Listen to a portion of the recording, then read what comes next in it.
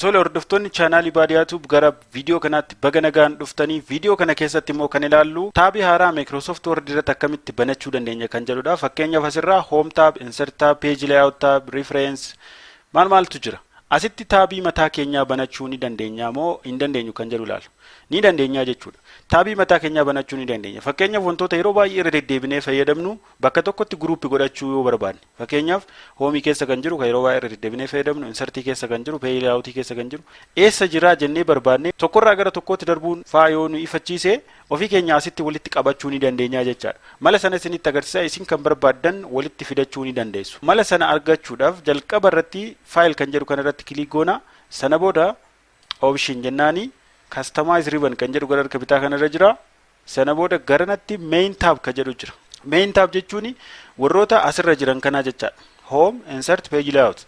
Home, insert, page layout, reference. Warra jala jiran immoo ribbon jennaani ribboniin yookaan immoo staayiloota akkasumas amala hoomiin of keessaa qabu. Wantoota hoomiin of keessaa qabutu as keessatti jira jechuudha. So nuti as biratti dabalachuu ni dandeenya kan barbaadne. Fakkeenyaaf isa kana expand ta'e waan ta'eef mallattoo kana irratti deebisee tuqaa.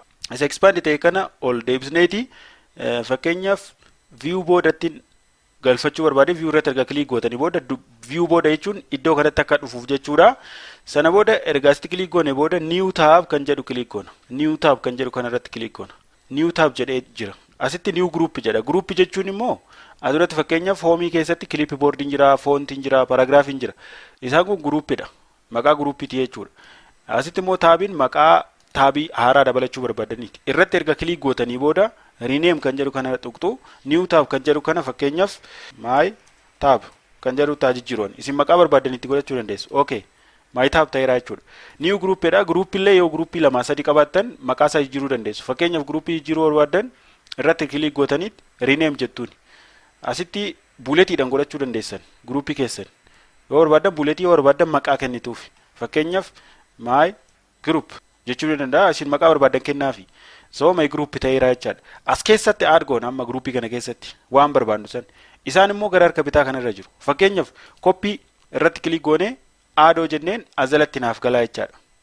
Delete irratti click goone aadoo jenneen asitti naaf galaa jechaadha. Fakkeenyaaf amma kan biraa kan hin gochuu barbaadu picture add kan biraa immoo open add. Isin hamma barbaadan kan isin barbaachisu as keessaa command waan popularii ta'e all irra gootanii kan barbaadan filattanii asitti galfachuu dandeessan. Erga akkas gootanii xumurtanii booda okay jettanii baatu.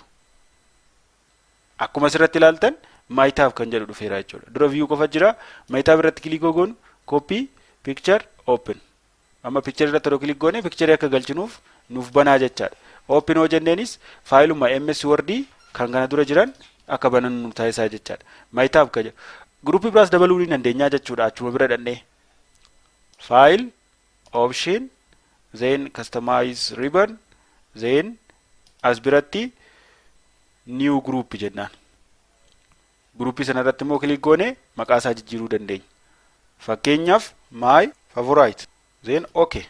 My favorite irratti fakkeenyaaf font color add, font size add, font add then okay jettanii gaafa baatan groupiin biraa my favorite kan jedhu dhufeera jechaadha. Font coloriin jira, font sizein jira, font mataa isaa jira. Font family jechuudha.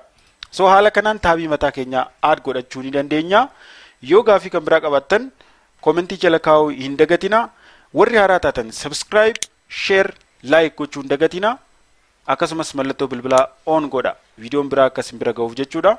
Waan daawwattaniif galatooma.